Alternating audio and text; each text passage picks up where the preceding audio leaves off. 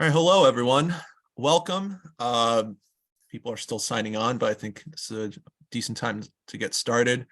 I just want to remind everyone, as many have already heard, this event is being recorded and you should have seen a prompt on your screen. If you RSVP'd for this event, you will receive a recording in a few days. Closed captioning is available for this event. You can enable that at the bottom of your screen by pressing the closed caption button and selecting show subtitle as your option. There's also a link in the chat box, or there will be a link in the chat box to download the program for tonight. We will send that link out through the chat throughout the event. If you haven't already, I'd like to ask if everyone could use your mute function during the program portion to alleviate any noise during the presentation. My name is Michael Conswicks, and I'm the Michael Nash Research Scholar at the Tenement Library and Robert F. Wagner Labor Archives. Tonight's event is a partnership between Tenement and the New York Labor History Association, a partnership that I'm proud to be a part of. I'd like to start briefly by acknowledging that I'm currently located in ancestral Wappinger homelands and that Tenement and NYU is located in Lenape homelands. We recognize the longstanding significance of these lands for Lenape nations, past and present. These are not only ancestral lands, but lands upon which all these communities continue to persist in the face of ongoing settler colonialism. We believe that historical awareness of Indigenous exclusion and erasure is critically important and are committed to working to overcome their effects in our own educational institutions. I'd also like to thank some of the people who made this event possible. Thank you especially to Rachel Bernstein for organizing tonight's event, Erwin Yelowitz for his support, and my colleagues at NYU Libraries, especially Liz Varelli and Roxanne Pickens from NYU's Libraries events team for their work behind the scenes tonight.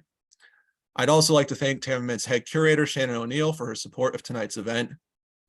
Shannon cannot be here tonight, but she congratulates tonight's honorees. Finally, I'd like to briefly thank tonight's patrons. You can see the full list of the supporters of tonight's program, tonight's event on the program, but let me just very quickly thank DC 37, American Labor Study Center, the History Department at SUNY Binghamton, Jane Latour, Colleen Marshall, Joseph McMartin, New York City Central Labor Council, the New York Hotel Trades Council, New York Metropolitan Area Joint Board, Workers United, Organization of Staff and Analysts, and the Queens Library Guild Local 1321. I'm honored to introduce the 36th annual John Comerford Labor Education Awards. Tonight, we're honoring two influential labor scholars, Dorothy Sue Cobble and Melvin Dubofsky. Both have made profound contributions to our collective understanding of labor in America, and you, of course, will learn more about their work in just a bit. We're also supporting tonight the next generation of labor activists and scholars through the Wertheimer and Belushi Prizes. This year, we're celebrating the work of CUNY graduate student Rachel B. Tiven and University of Notre Dame undergraduate Peter Baltus, they will each receive student research prizes. But before we get to our honorees, it's my pleasure to introduce Treya Lam, who will sing a song they wrote that's entitled Keep the Flowers Growing. Treya is a multi-instrumentalist and a songwriter whose debut album, Good News, was released via Khaki King's label, Short Stuff Records. Lam is an active member of the Resistance Revival Chorus and has their song Dawn featured on their album, This Joy, released on Ani DeFranco's Righteous Babe Records. Treya was a resident at Joe's Pub in 2019, works with Eco Theater Company, Superhero Clubhouse, and has performed at the Prospect Park Bandshell, Mass Mocha, and will make their Lincoln Center debut this June. Please welcome Treya Lam. Hi, everyone. So glad to be here with y'all, and this is Keep the Flowers Growing.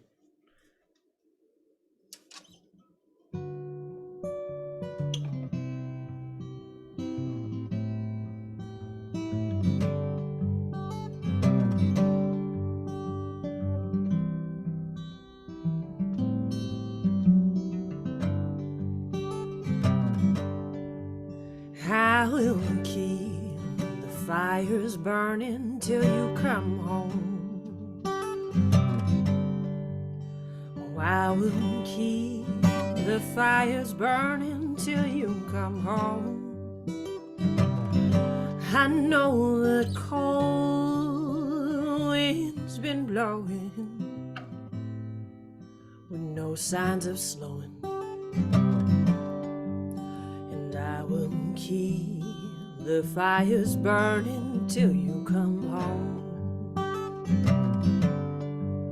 And I will keep the rivers rolling till you come home. Oh, I will keep the rivers rolling till you come home. I know your tears have been flowing, but just keep on going.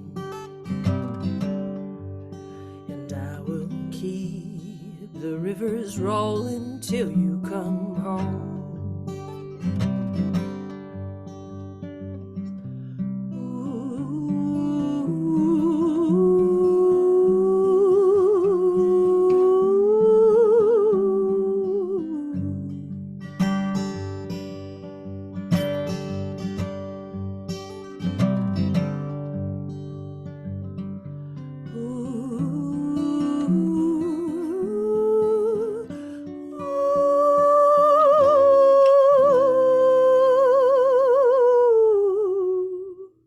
And I will stand up for your rights like they're my own. Oh, I will stand up for your rights like they're my own. I know the system is broken, but I'll keep on hoping. Stand up for your rights like they're my own. And I will keep the flowers growing like till you come home. Oh, I will keep the flowers growing till you come home. I know the wars have been raging, so I'll keep on praying. And I will keep the flowers growing till you come home. Oh, I will keep the flowers growing till you come home. Oh, I will keep the flowers growing till you come home.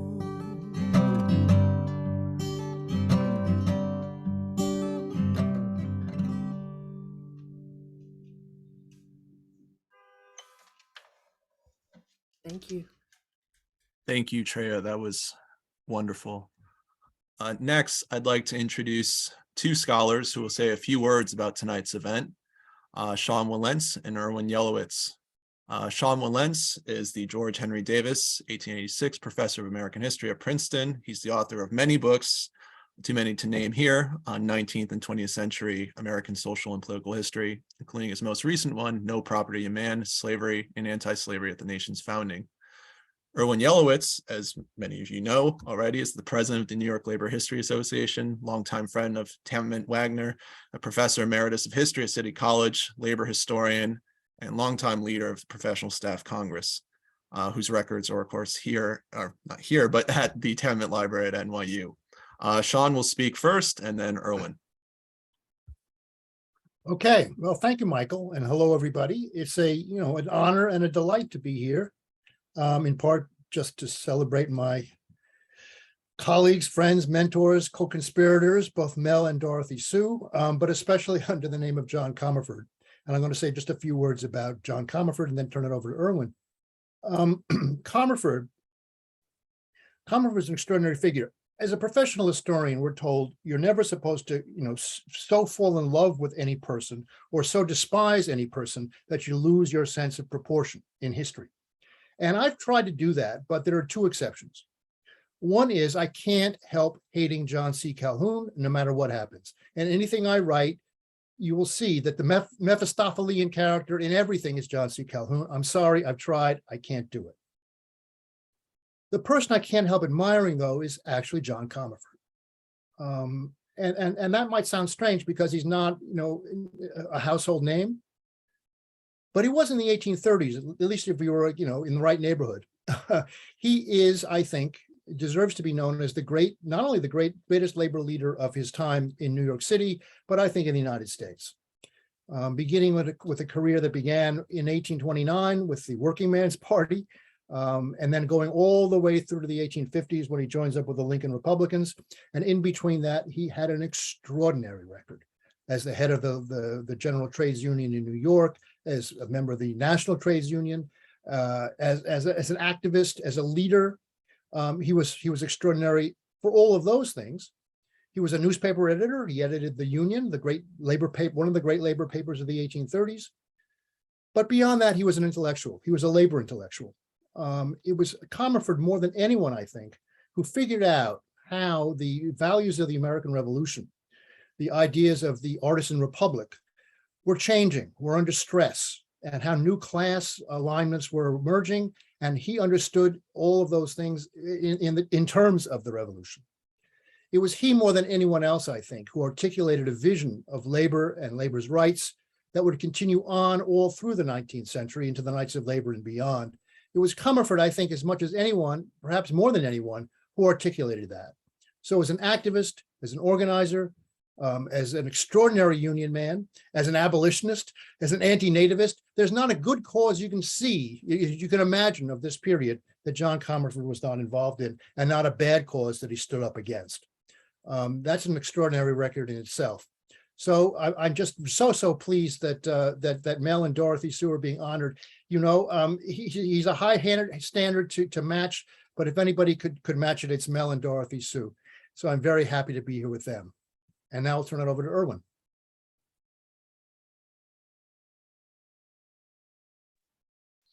Thank you, Sean. And I'm very happy that you spoke about John Comerford.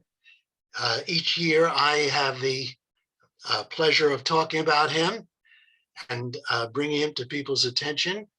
And now you're able to do it. And since you've written about him extensively, and I think done more than anyone else to give Comerford his due, I think it's quite appropriate that you're here tonight and that you speak to this audience about Comerford. I'm going to take my time to do some very pleasant things. I'm going to thank the people who made tonight possible. I want to thank Tammerman Wagner for co-hosting the event, for providing the Zoom format, which is a very important part of the evening. I want to thank Mike for hosting the event as our MC. And I'd also like to thank the people who planned it, the committee that planned this event, Kimberly Schiller, Sherry Kane, Kyle Friend, and Rachel Bernstein. And I want to give special thanks to Sherry Kane for her efforts to make this event a success, and give my deep appreciation to Rachel Bernstein for coordinating the event. The New York Labor History Association, for those of you who are not members, was founded in 1976, and we have programs throughout the year. Our dues are very modest at $20. If you'd like to join us, we would welcome you. We have a newsletter. We have a Labor History Month calendar that highlights all the events that take place in May, which is Labor History Month.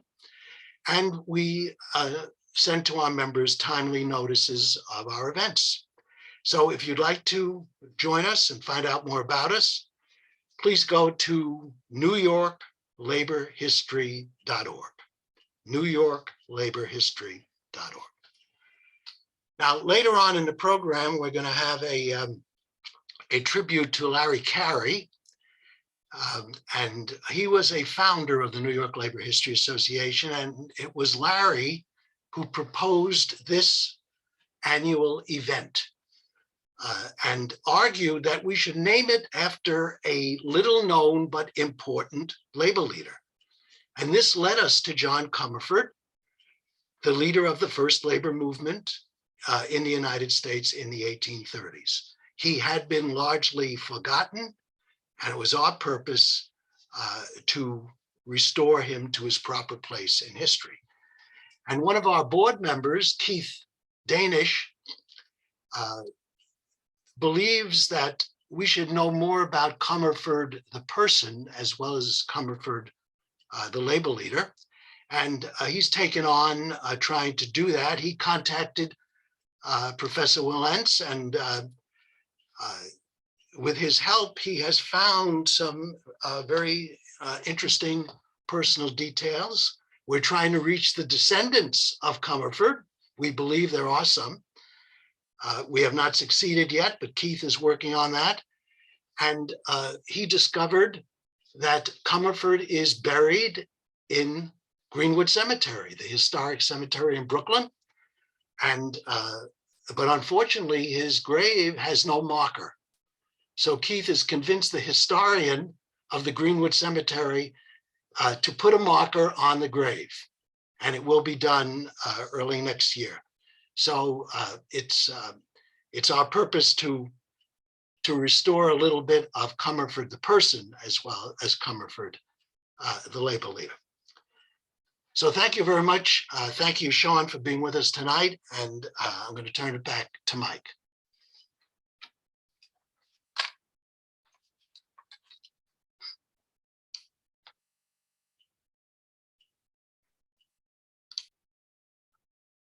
Apologize for the delay. Our next speaker is Ruth Milkman. Ruth will be, of course, discussing the work of Dorothy Sue Cobble, introducing Dorothy Sue Cobble, but Ruth is the Distinguished Professor of Sociology at the CUNY Graduate Center. Ruth, I turn it over to you.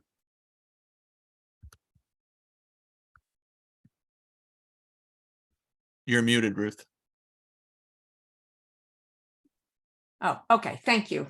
It wasn't letting me unmute originally.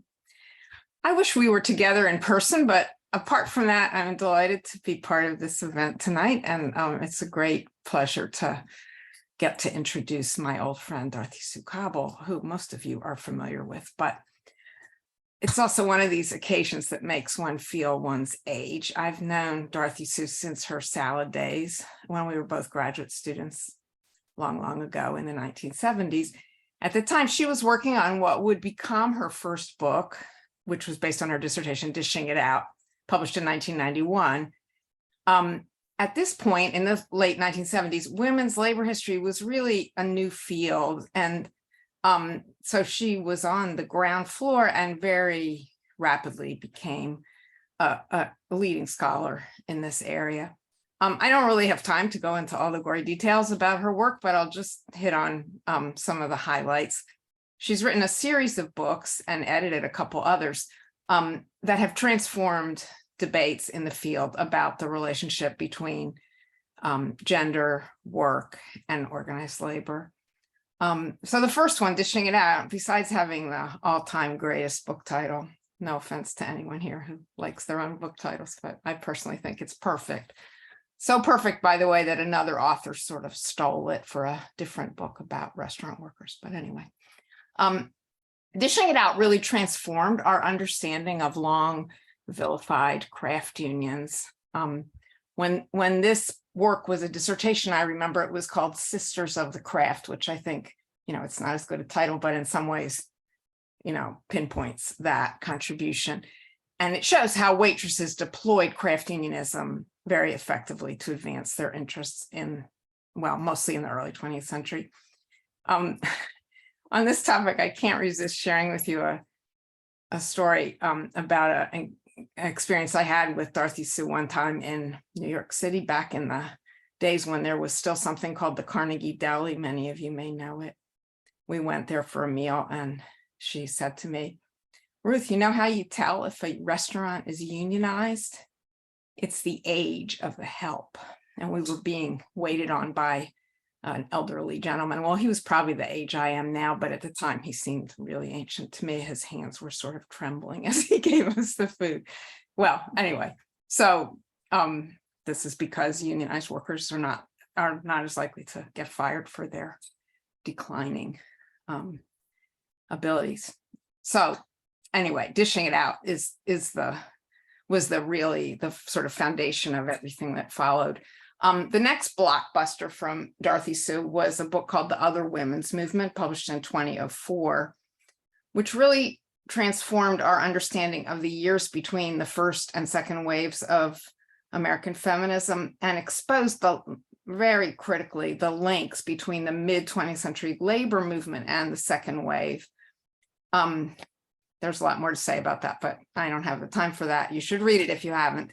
It also helped undermine the still widespread assumption that the second wave was a, overwhelmingly white middle-class movement, showing that what Dorothy Sue called labor feminists were really quite central to the second wave, and were hard at work pushing issues that became part of it in the decades earlier.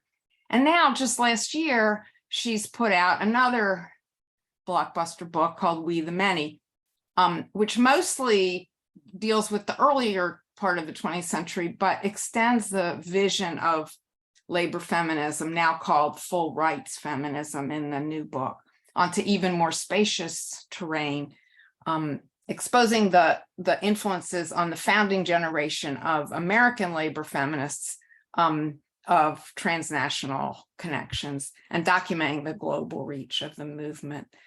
I was not surprised that Dishing It Out won the Gottman Book Prize, and The Other Women's Movement won the Philip Taft Book Prize, two of the leading prizes for books in our field.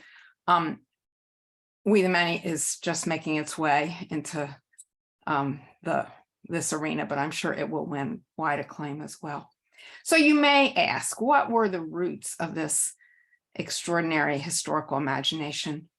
Some of you may know that as a young woman and in her student days, Dorothy Sue worked on the docks in San Francisco for a while. She also worked in a variety of other working class jobs, including, not surprisingly, waitressing. And as that employment history already suggests, she was not to the manor born. She, in a sense, has been keeping up the family business all these years. Her father was a railroad worker who joined the staff of a union that's been in the news again this week and the last couple months, the Brotherhood, notice it's still called that, of Locomotive Engineers. That's what it was in her father's day. Now it's the Engineers and Trainmen Brotherhood of, part of the Teamsters Union. In my many conversations with Dorothy Sue over the years, she often speaks of her father very proudly, and also of the legacy of growing up in Georgia, even if her Southern accent got knocked out of her in her years in higher education. So Dorothy Sue is an intrepid intellectual with unflagging energy. It's really pretty extraordinary looking back at this body of work, and there's many shorter works that I haven't mentioned tonight. She's also, in addition to being a world-class scholar, a passionate advocate for women workers, the working class more generally, and organized labor in the public square. And tonight's award, richly deserved, is just the latest feather in her cap, and I'm sure it won't be the last. She's technically retired after spending 3 decades teaching at Rutgers, but is already at work on another book. So we haven't heard the last of her, and I look forward to more in the future. I personally have learned a huge amount from her, both in reading her work and in our many interactions over the years. So I'll just stop there, and richly deserved congratulations, Dorothy Sue. Wish I could give you a hug. That would be great. Thanks, Ruth, so much. That was a very generous introduction. I appreciate it.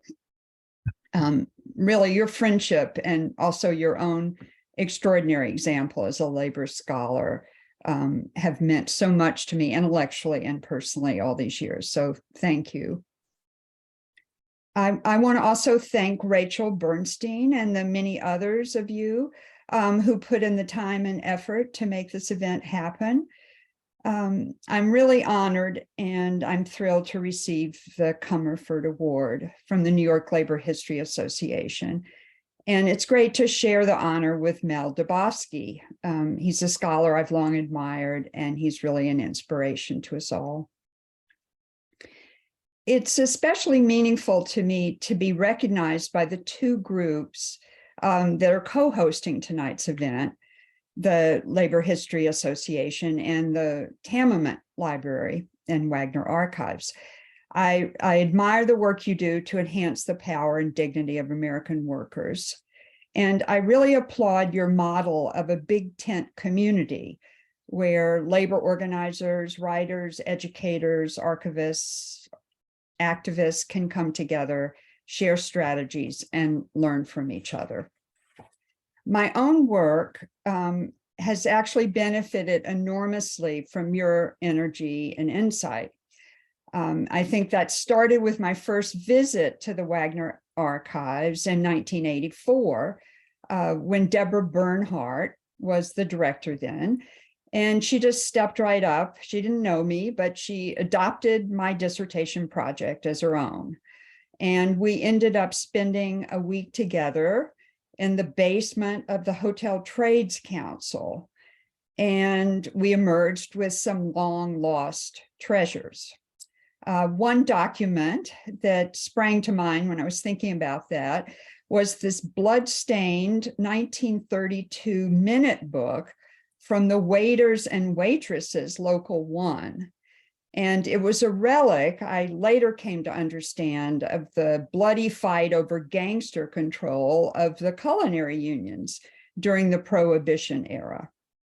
But the other boxes that we hauled up from the basement allowed me to tell a really different story. And I was able to piece together how the New York City restaurant unionism transformed by the end of the 30s. And then most thrilling, how the city's major hotels came to be organized along industrial lines by the 40s. So thank you for your support of my work then and also now, and for all your ongoing efforts to promote labor history and labor activism. It's great. Rachel Bernstein, who has been in contact with me for about this event, told me to keep my remarks to 10 minutes, and that's a rule that I plan to follow. She also provided me with these helpful prompts for what I should talk about, and I decided to take her up on two of those. One was a favorite tale from labor education and also something that I'm passionate about. So my favorite labor education tale is actually about being educated, not being an educator. An essential life lesson for me came from Miles Horton, the brilliant founder of the Highlander Folk School. And I think, as with so many things that we learn, it had a deep emotional meaning to me, as well as making intellectual sense. The Highlander Folk School is not far from my grandmother's farm in East Tennessee, where my father grew up.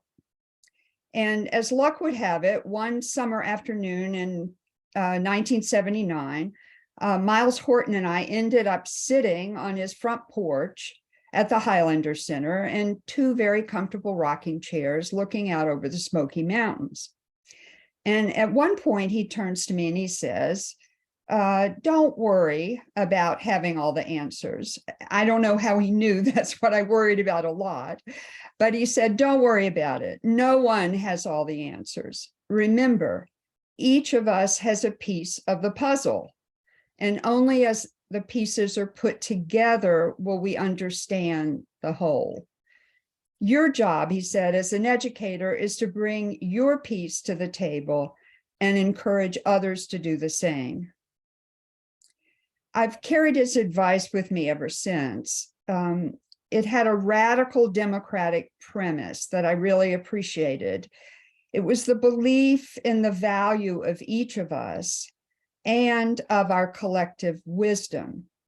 And that never fails to comfort and teach, I think. So I want to turn and talk briefly about one of Rachel's second prompts, a labor issue that I feel quite passionate about, and that's the struggle over time and the need for a big time movement that brings together the women's movement and the labor movement. I think we all know about today's crisis of overwork at home and on the job, and of workers diminishing control over when and for how long they work. We're familiar too, I think, with these very exciting time movements that are underway today and the gains they're making. And here I'm thinking about the push for fair scheduling laws and paid family leave, or the rising demands by workers for paid sick leave, guaranteed time off, and control over their schedules. We've all been following the intense fight this week over these very same issues in the railway industry, but that's just one example. I think today's time struggles can learn from and be inspired by the multiple time movements of the past. For one, the past movements framed their goals broadly. The impetus for shorter hours was economic, of course. Most of you know the famous slogan from the 19th century, shorten your day and raise your pay.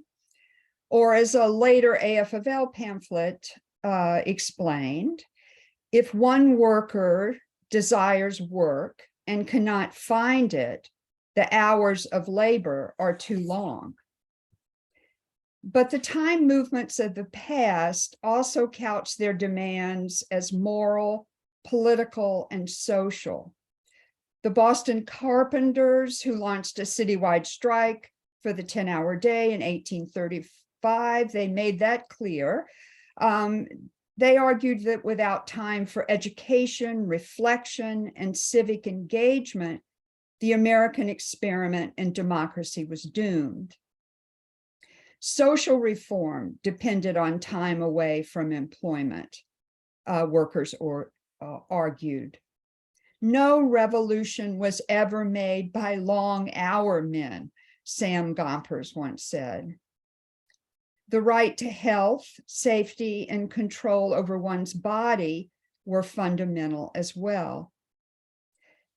Labor feminists and welfare activists took up these themes and added their own. They wanted time to care for themselves, for their families, and their communities. And that meant for them, among other things, the right to say no to overtime, more control over their job schedules, jobs that paid enough to support a family, and social wages, or state support for household and care labor. I think the broad framing of the goals of past time movements help propel those movements forward. Ideas do matter. They activate, they legitimize, they enable broad-based movements to coalesce. Finally, I think how we tell the history of time struggles matters too. We need a new labor history of time movements, one that recognizes the various forms that time movements take, and that fully incorporate the movements led by women as well as by men. I think such a history would join the great shorter hour strikes with the fight for paid vacation, pensions, and Social Security. It would place the demands to limit and control wage work right alongside the campaigns for mothers' pensions, paid family leave, childcare, and basic income guarantees. If we, that based on this history of multiple movements and of movements that frame their demands broadly, I think we could help create the kind of inclusive, transformative time movement that we need today. And that would be one powerful and far-seeing enough to demand that Congress pass not just sick leave for railroad workers, and certainly that's important, but what I would call fair time legislation for all workers. And I don't think it's impossible, but we're not going to get it until the women's movement and the labor movement join forces. And also when we understand that the struggle over time is as fundamental to our health and well-being and to our families and to our democracy. So I think it's time to think big and to reimagine how we work, how we organize, and how we tell our histories. So thank you very much for this award. Thank you for listening. And it's really wonderful to be part of this event tonight. Thank you so much.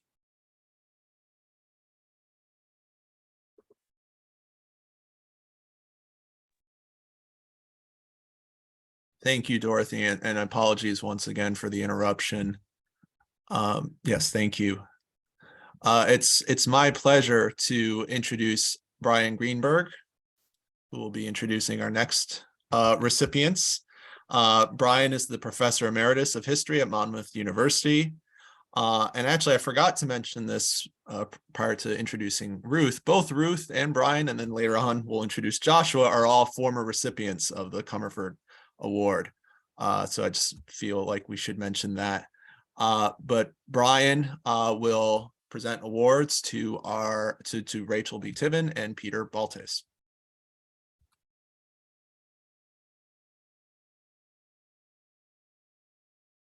Brian, you're muted. Thank you. The New York Labor History Association has, since 2012, annually awarded the Bernard Bellish Prize, an appreciation of the outstanding, outstanding unpublished scholarship submitted by graduate students in American labor and work history. Students who are interested, please do not submit published work or full dissertation. The Bellish Prize honors the contribution to labor history made by Bernie Bellish as a scholar and as an activist. NYLA wants to thank Bernie's daughters, Jerry Goldberg and Debbie Bellish, for sponsoring this award.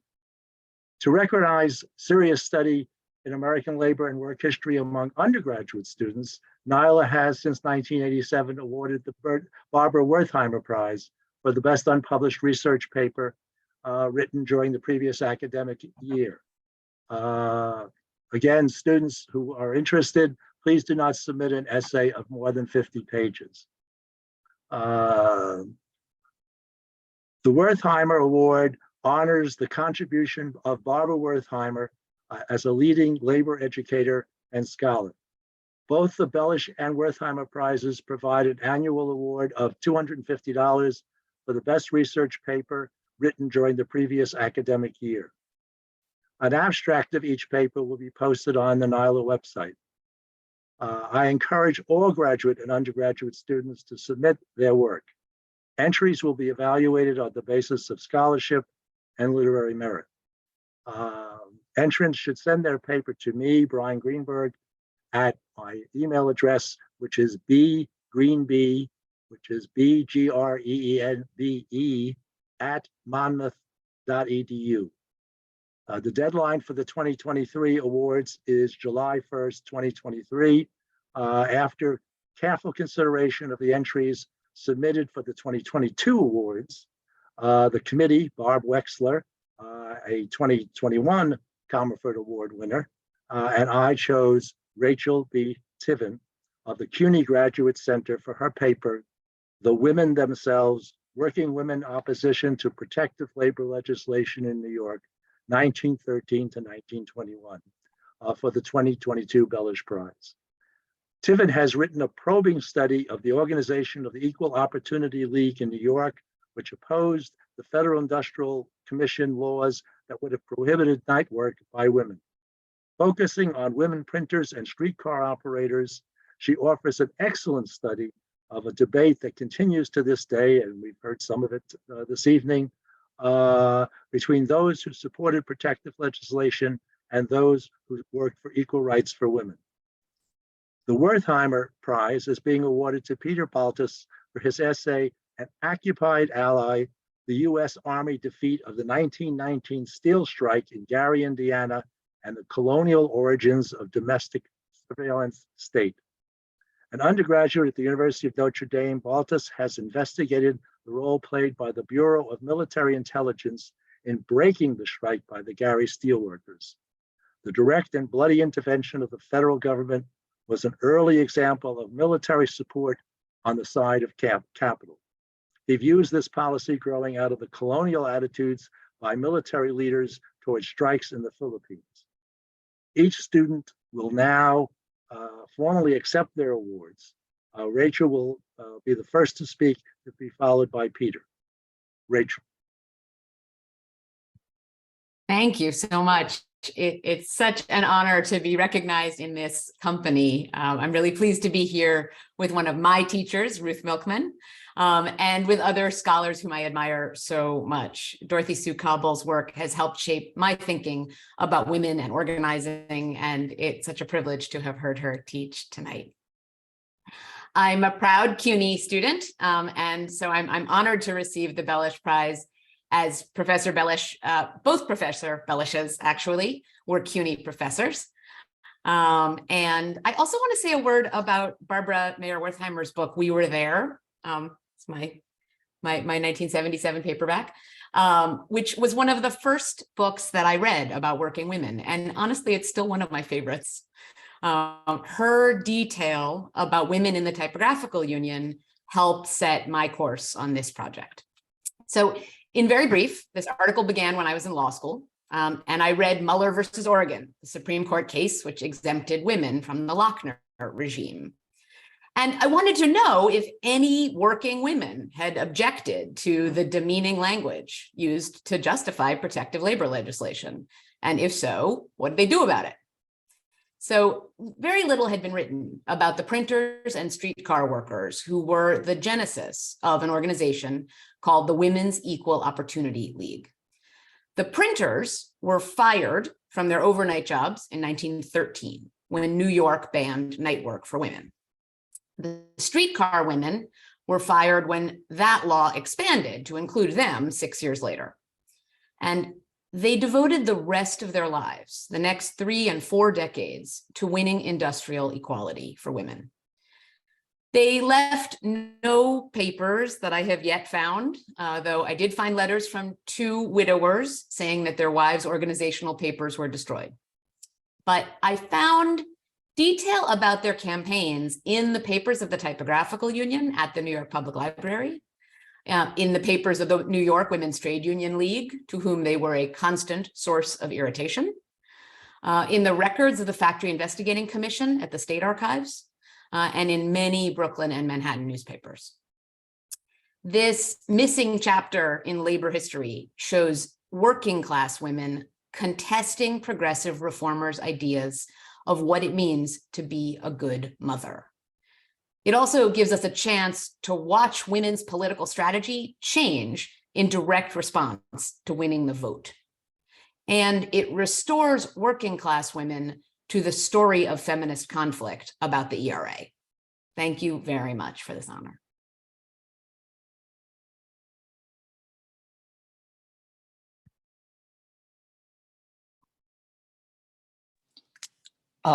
And hello, I'm Peter Baltes. I would also just like to say a huge thank you to the New York Labor History Association and the awards panel for accepting my submission. It's an honor to be here, obviously not in person, but very honored to be in the presence of so many great labor scholars and such a great group today. So I owe a massive deal of thanks in writing my paper to my faculty advisor at Notre Dame, Professor Dan Graff, Professor of History and Director of the Higgins Labor Center there, who was just amazing at directing me and guiding me in my research and in the process of writing the paper. Was my senior history thesis, and I went in not having the best idea of how to write and research a major academic history paper, and he really helped guide me through it. Yes, and so I know I'm supposed to be very brief here, but yes, my paper did discuss the 1919 steel strike in Gary, Indiana. Was interested in researching something into labor history in the northern Indiana region, where Notre Dame is located. And the steel strike in Gary seemed like such an interesting topic because of how brutal the federal government's strike-breaking efforts were. I've also been fascinated by the 1919 Red Scare. And I was just very interested in exploring sort of the connections between the federal government suppressing a labor movement of mostly immigrant workers and comparing that to how the federal government sort of developed those tactics in suppressing people overseas in the colonies in the Philippines, and just seeing those links and seeing those connections. And especially I was just sort of interested in writing this paper and seeing the ways the federal government responds to protests and movements in the current day, especially in 2020 during the Black Lives Matter movement, seeing the way the federal government was suppressing protesters in Portland, especially. But yes, no, thank you once again. I am very honored to be here and very honored the awards panel has accepted my submission, and just very glad to be in the presence of everyone here today. So thank you so much.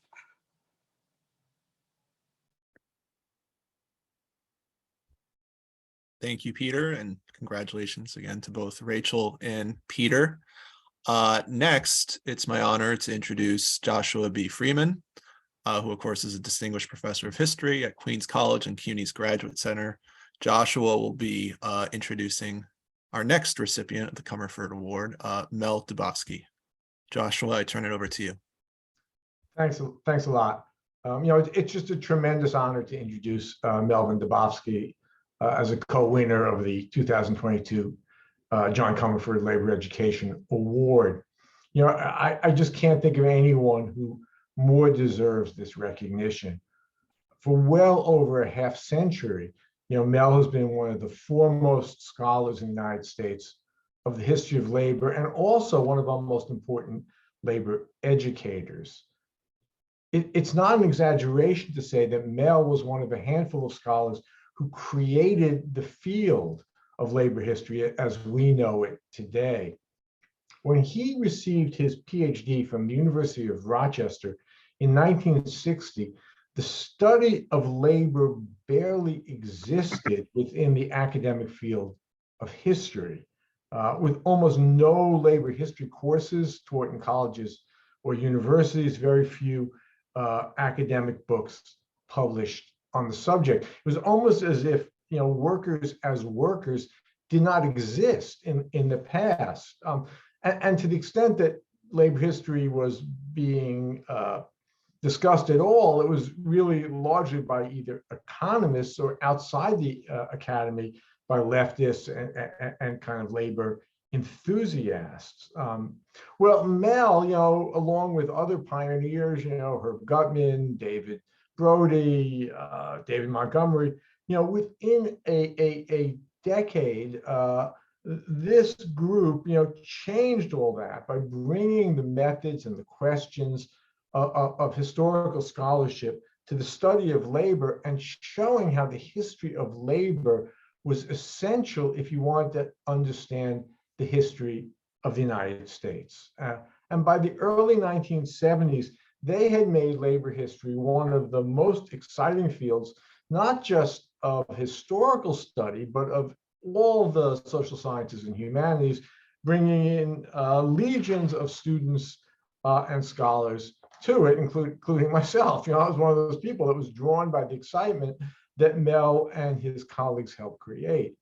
For Professor Dubofsky, labor meant more than just a set of institutional relationships, which had been the dominant approach for the economists who had previously defined the field. For Gutman, Brody, Montgomery, Alice Kessler Harris, and of course, Professor Dubofsky, labor history was the story of workers, their lives, their efforts to deal with the circumstances that they confronted, especially through collective action. His first book, When Workers Organized, New York City in the Progressive Era, set the tone for what would follow, a sophisticated look at the lives of workers, their unions, their political activities, and the social circumstances within which they acted. It remains the go-to book if you want to understand New York labor in the early decades of the 20th century. Although I should add that Professor Yelowitz has also wrote very incisively about this topic. Then came what I consider one of the greatest books of labor history that's been written in the United States, We Shall Be All, A History of the Industrial Workers of the World. In it, Mel provided what is still the best single history we have of the IWW, a group that had been all but forgotten at the time that he did his research.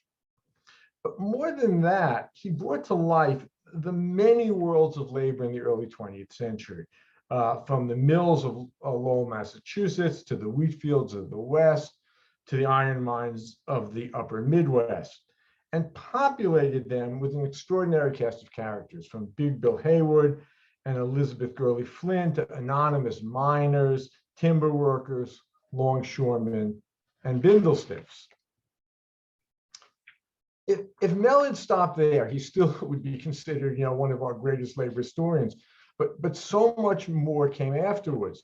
His biography of John L. Lewis, for example, co-written with Warren Van Tyne, not only chronicled the complex, contradictory life of one of our most important labor leaders, but also demonstrated the efficacy of biography as a way of understanding the history of labor, a path many others have since followed.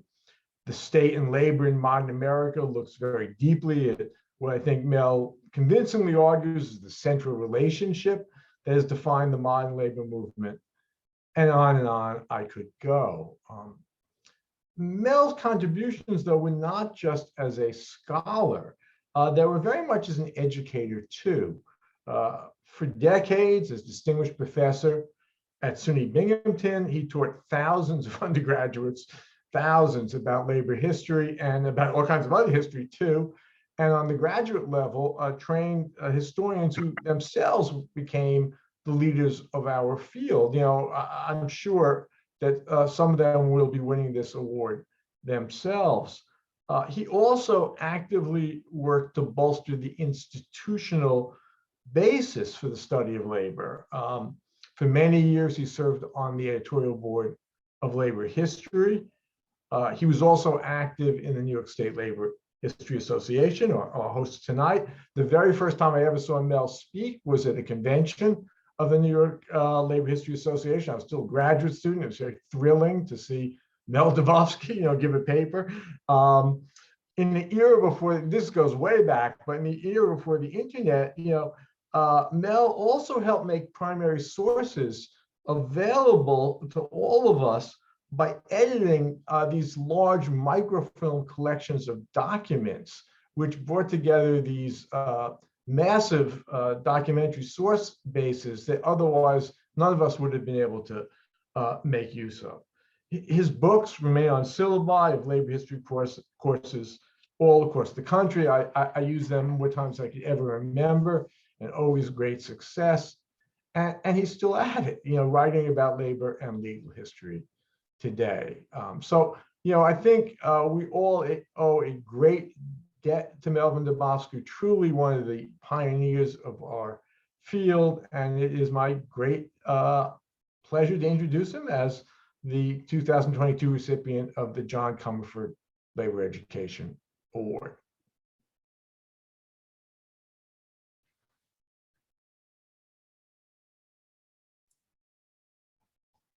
Well, I'd like to thank Josh for that extremely fulsome introduction. And I can't think of anyone I'd rather share this award with than Dorothy Soon, whose publications I think are some of the best in the field of labor history. And I would not say women's labor history, but I would say labor history totally. And I have to go back to Ruth Milkman's comments about age. I was really surprised and pleased to see that Sean Wilentz opened the introductions. It seems odd, but I've known some of the people here for 50, 60, and more years. The first time I met Sean was at a Columbia seminar for working class history back in the 70s. He was so young, I thought he was a teenager.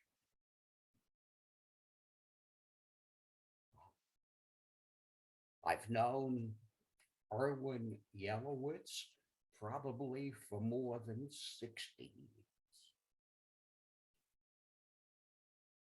I think the first time I met Josh was at a conference in Rochester, New York, where the star was E.P. Thompson. And I think I was on a commentator on a panel with Josh and Steve Fraser. Everything seems to go back half a century. I planned to make a few comments this evening about how I became a labor historian, which I think was largely accidental. Just another one of the contingencies in history. I was a Depression baby. Grew up in a Brooklyn neighborhood where politics began and ended with FDR. But two products of the New York City labor movement, the American Labor Party and the Liberal Party, were extremely active in the neighborhood in local municipal politics. And there were even a few Communist Party members alive and active. It was a neighborhood in which the boys, and they were called the boys, came back from the war and joined the American Veterans Committee, not the American Legion.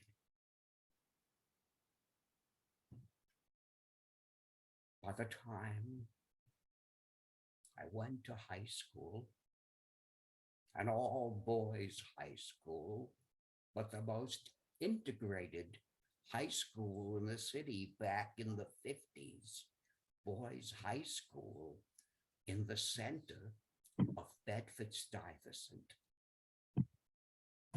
It was a strange time. I had teachers who had been involved in the Henry Wallace Progressive Party campaign. Teachers who were strict FDR, New Deal Democrats. And one teacher who had joined the McCarthy anti-Red crusade, searching out subversive teachers on the faculty. I remember in 1949, during the mayoralty campaign, trying to hand out literature for the ALP candidate Vito Marcantonio on the streets of Brownsville and being run off by New York City's finest. My suspicion is that the ALP chose us teenagers to do the leafleting because they assumed the police would treat us more gently than adults. But then it was on to college. And like any good Jewish boy in my neighborhood, I was to become a professional. The preferred professions were medicine and dentistry, but my interests were more toward reading and writing. And my focus became on history, political science, and economics. But my most direct experience was with the Red Scare. 4 of my first year teachers lost their positions because they refused to name names before investigating committees or to sign loyalty oaths. One of them was a PE teacher and my tennis coach. Another was his spouse, my biology teacher. Another was my physics teacher, a former colleague of J. Robert Oppenheimer. And the 4th was my classics teacher, who never even uttered the name Moses Finley in class. And if you don't know who Moses Finley was, it's a good subject for you to look up. Initially,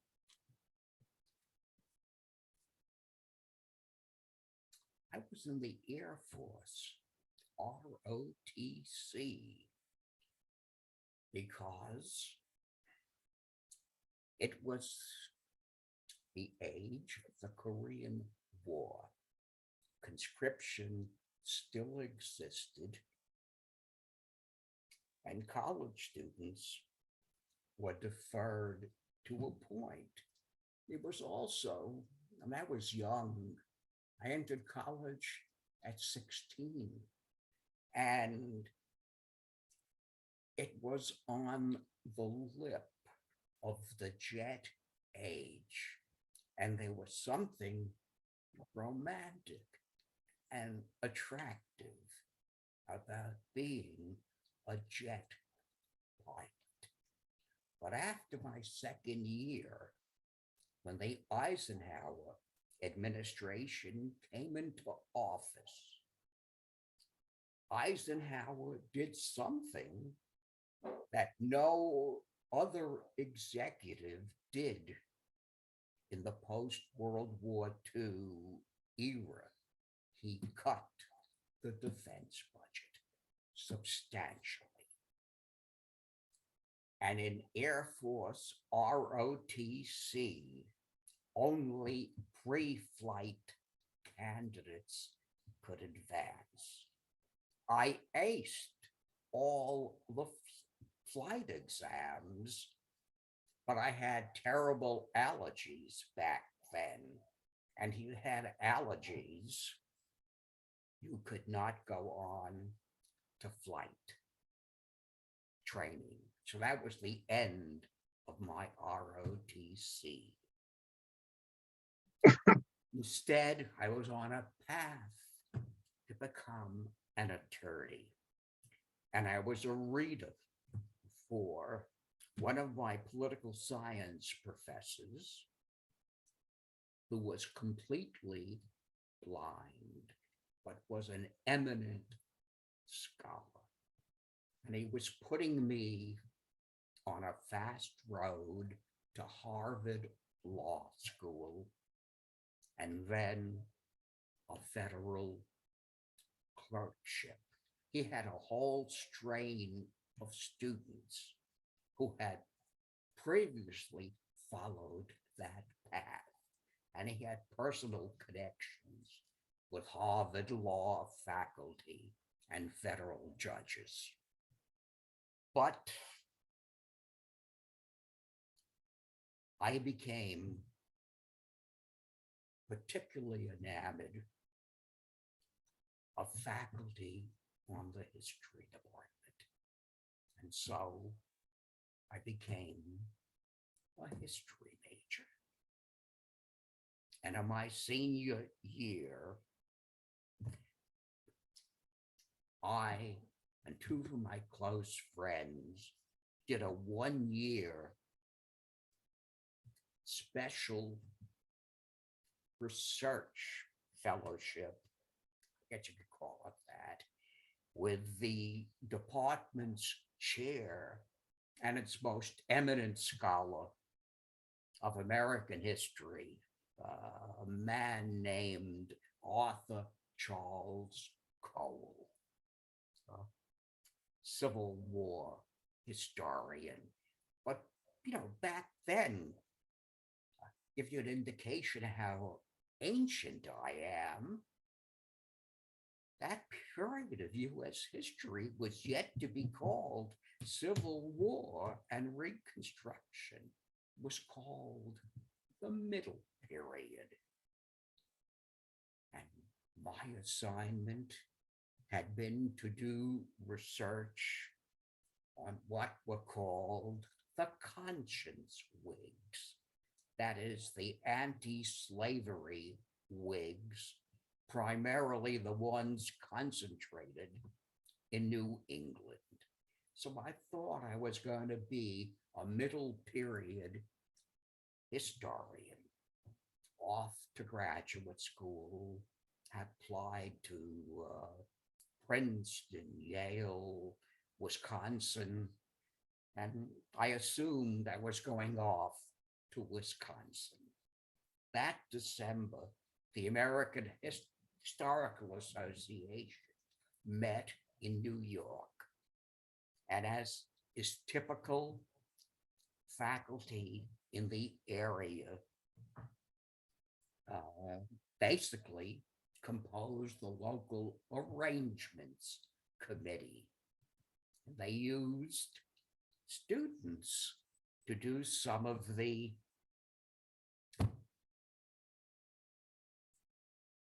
shit work for the convention. So I was there. I went to a session on the middle period in US history, and Glidden G. Van Dusen, who was the chair of the history department at the University of Rochester, before he gave his paper, he spent 5 or 10 minutes on a new program, graduate program at the university, which provided 4-year fellowships for recipients. And he explained the university had obtained the William Henry Seward Papers, and there was this wonderful research opportunity. And so I applied to the University of Rochester and received one of the fellowships.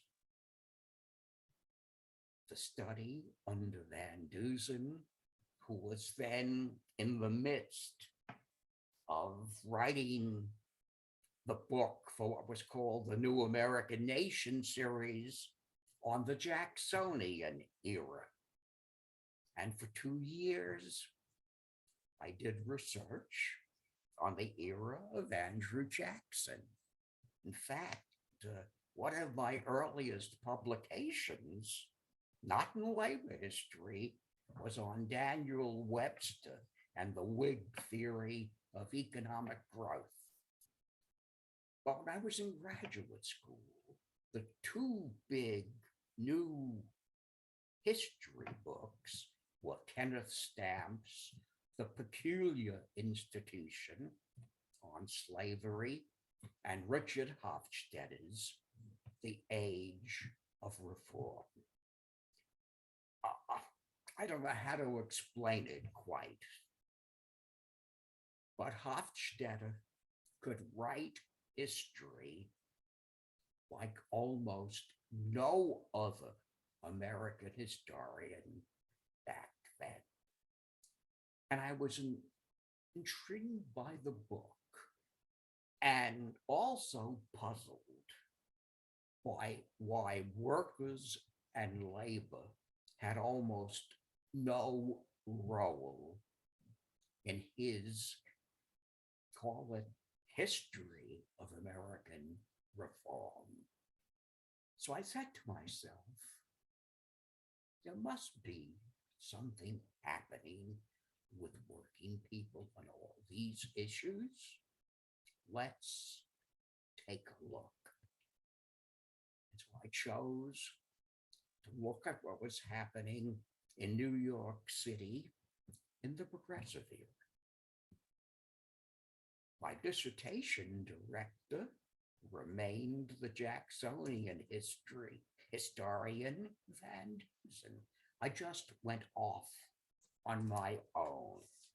And one of the places I turned up at was the old Tamiment Library at 7 East 15th Street, a building which had once housed the Rand School of Social Science. It still housed the Tamiment Institute, which was separate from the library, the offices of the new leader, and some other outposts of the old Socialist Party of America, New York branch.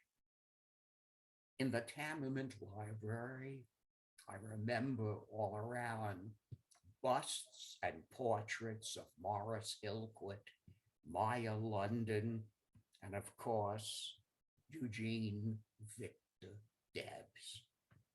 Framed portraits of Marx and Engels. Library tables at which I would see Max Eastman, Alexander Trachtenberg, who at that point would not even look at each other, and J.B.S. Hardman. The old Tamiment Library, aside from its librarian, a woman named Louise Heinze, had only unpaid voluntary help. And I remember assisting them in the back room when they had found the papers of the Socialist Party of America's New York City, Manhattan branches that had been hidden away during the post-World War I Red Raids. And I remember helping them collate and trying to catalog those records. And what I remember most specifically is finding 3 letters of resignation clipped together. Francis Perkins, Walter Lippmann, and W.E.B. Du Bois. Somebody in the old party really had a sense of history. But back then, labor history as such did not exist as a field in US history. When I went out onto the so-called job market then, which was totally an old boys circuit, no publicly advertised positions, I went out as a progressive era historian, early 20th century. And that's what I was hired as. I had no intention to teach or do what became known as labor history, but we had a new young chair in the department at Northern Illinois who had done his dissertation on rubber workers in Malaysia. And he said to me, Mel, why don't you do a course in labor history? So I said, why not? And that's how I became a labor historian. That was like 1959, 60. 1960, David Brody published his book on the steel workers. And that, I think, was the first real book in labor history. People like Walter Huggins, and trying to think of all the names, wrote labor history, but they did it as the history of the age of Jackson and did not think of themselves then as labor historians. But everything quickened in the 60s. Herb Gutman, I, and others began to publish articles. David Montgomery's first book, which, when you think back, was also written in terms of middle period and Civil War and Reconstruction, Beyond Equality. His book, my first book, came out, I think, in the same year. And suddenly, by the end of the 1960s, labor history had become a field. And the next decade, all these young people began to produce their scholarship, mostly community studies about working people. Now that I think of it, I think I reviewed Sean's first book, Chance Democratic, and maybe in, of all places, the journal Science and Society, which was a product of, well, Britain really had a Communist Party historians group. US never quite had the same thing, but Science and Society was the communist or Marxist historical journal. And I remember friends of acquaintances of mine, late 50s, early 60s, publishing in it, but under pseudonyms. So what can I say? I can call myself the accidental labor historian.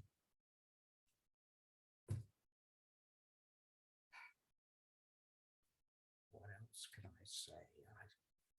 I can tell, all kinds of tales. I worked for a year with E.P. Thompson when I was the U.S. senior lecturer at Anglo-American labor history at the University of Warwick. At the end of the Carter administration, the NEH was giving underwriting seminars for so-called labor leaders. And David Brody, Herb Gutman, and I led some of those seminars.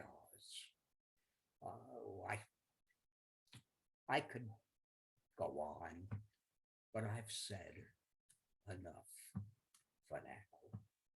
And I really am pleased with the award and the ceremony tonight. And I say, if you live long enough, good things happen and come your way. Thank you.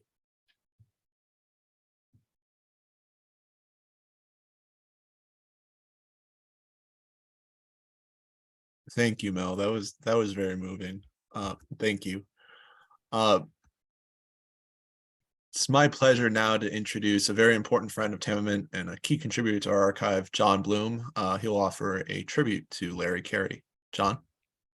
Okay, thank you. I've been asked to close this wonderful evening with a brief tribute to Larry Carey, who died December 15th, 2021, almost a year ago, although it seems like just yesterday, I was still hearing his cheerful growl at the other end of the telephone saying, "John, Larry Carey," and telling me about his latest projects.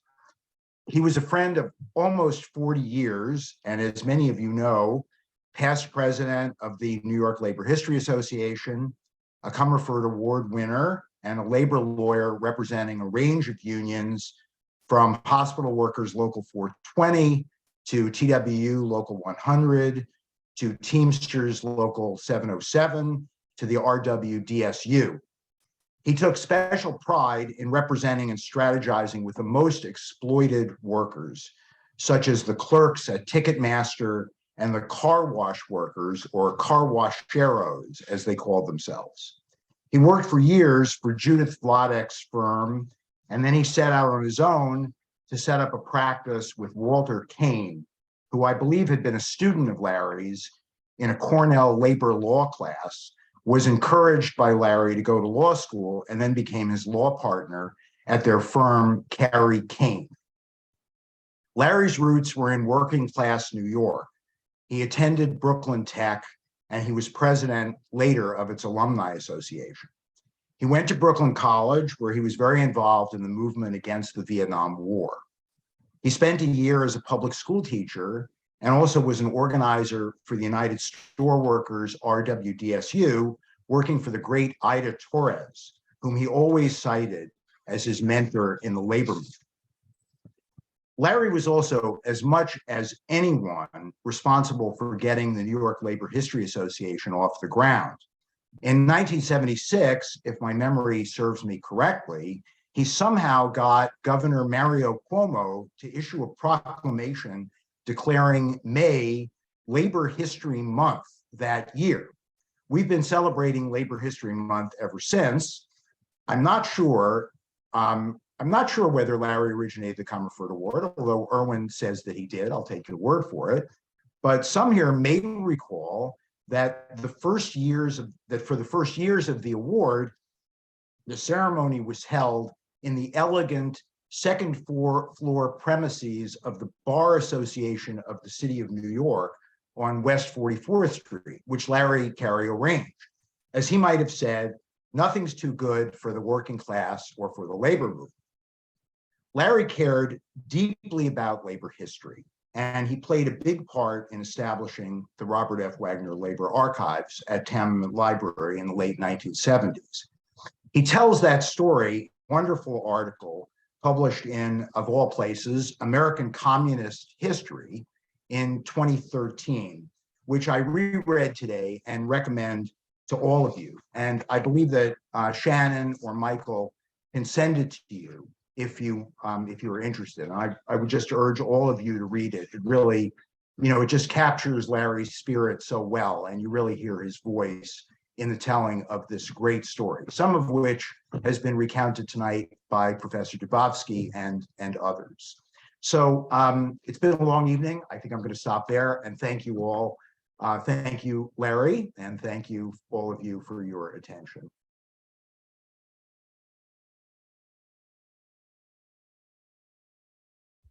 Thank you, John. That was a wonderful way to close the event. And thank you, everyone, for attending. Congratulations again to this year's Comerford Award recipients, Dorothy Sue Cobble and Mel Dubofsky. Congratulations also to Rachel B. Tiven and Peter Baltes for winning the Bellish and Wertheimer prizes. We're proud to host an event that celebrates all of your work.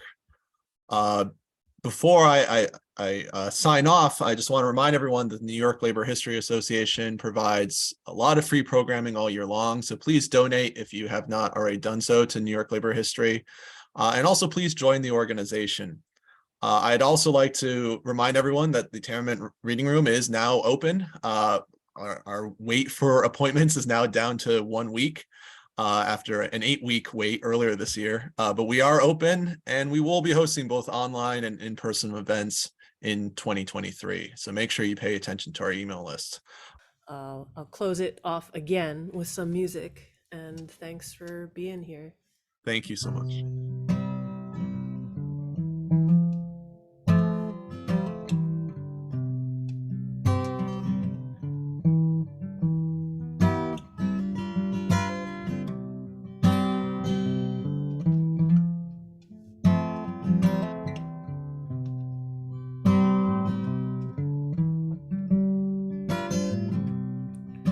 Sometimes in our lives, we all have pain, and we all have sorrow. But if we are wise, we know that there's always tomorrow. Lean on me when you're not strong. I'll be your friend, and I'll help you carry on, for it won't be long till I'm gonna need somebody to lean on. Please swallow your pride if I have things that you need to borrow, for no one can fill those of your needs that you won't let show. You just call on me, brother, when you need a hand. We all need somebody to lean on. I just might have a problem that you'll understand. We all need somebody to lean on. Lean on me when you're not strong, and I'll be your friend, and I'll help you carry on, for it won't be long till I'm gonna need somebody to lean on. You just call on me, brother, when you need a hand. We all need somebody to lean on. I just might have a problem that you'd understand. We all need somebody to lean on. Lean on me when you're not strong, and I'll be your friend, and I'll help you carry on, for it won't be long till I'm gonna need somebody to lean on. And if there is a load that you have to bear that you can't carry, or I'll ride up the road and I'll share your load if you just call.